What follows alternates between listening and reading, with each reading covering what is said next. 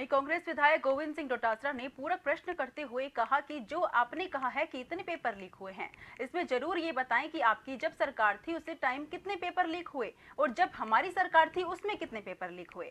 डोटासरा ने कहा कि 2013 से 18 तक कितने पेपर लीक हुए, उसके बाद कितने पेपर लीक हुए, इसकी क्या जांच हुई।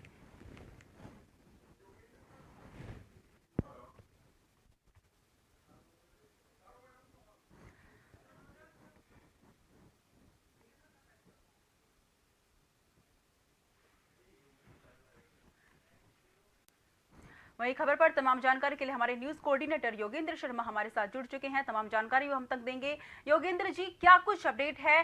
तमाम सवाल जवाब आज विधानसभा में हुए हैं, पेपर चिन्ह प्रश्न चिन्ह यहाँ पर लगाए गए हैं। दोनों ही पार्टियों के लिए ये सवाल रहा पेपर लीक का, तो आखिर क्या कुछ आगे अब होगा इसमें, पूरा क्या कुछ कहना है? मेन चीज क्या रही पूरे मामले में, योगेंद्र जी?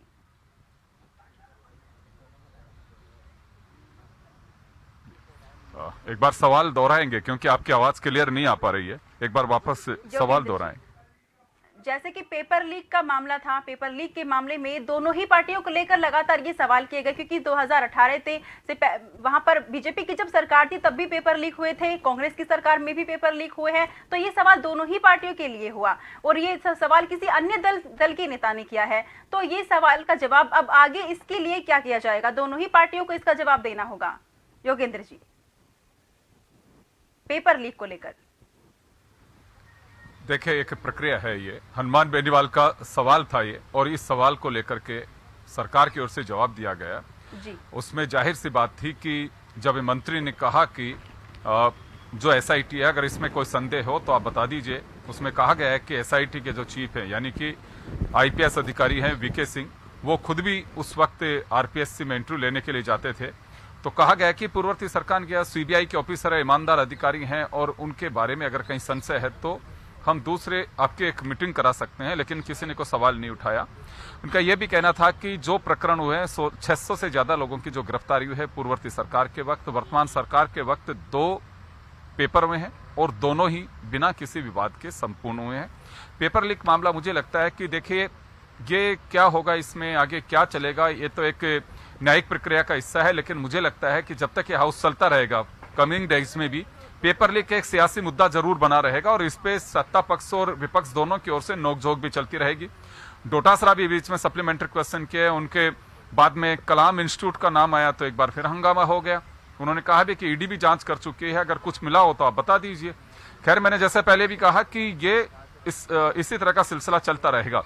लेकिन एक बड़ी बात आज ये है कि अभिभाषण पर, राज्यपाल के अभिभाषण पर बहस हो रही है, जिसमें प्रस्ताव रखा अनीता बघेल, जो सीनियर लीडर भी है, 5वीं बार की विधायक हैं, और बाबू सिंह राठौड़, दोनों का ये जो कार्य, विधायी कार्य की जो सूची आती है उसमें दोनों का नाम लिखा हुआ है, जिसको लेकर के शांति धारीवाल ने ऑब्जेक्शन भी किया। हालांकि अध्यक्ष ने यह कहते हुए खारिज कर दिया कि मैं अभी इस पर कुछ नहीं कहूंगा। हालांकि बाद में अध्यक्ष ने इस बात को भी कहा कि इसमें व्यवस्था दे दी है और अनीता बघेल पहले बोलेंगे। हालांकि वो वही रहा है कि जो इसमें है, अनीता बघेल बोल चुके हैं। उन्होंने अभिभाषण से के साथ साथ राम मंदिर, तुष्टीकरण और तमाम मुद्दों को रखा। इसी तरह से बाबू सिंह राठौड़ रखे और इस पे हंगामा भी हुआ।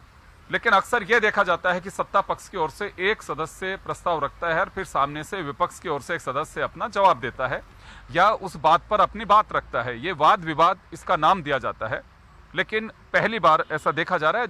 मैं जब से देख पा रहा हूं, जब से एक ही सदस्य रखते हैं, लेकिन ये जानकारों का कहना है कि ऐसा पहली बार हो रहा है कि 2 सदस्यों को प्रस्ताव रखने के लिए, इसका अनुमोदन करने के लिए रखा है।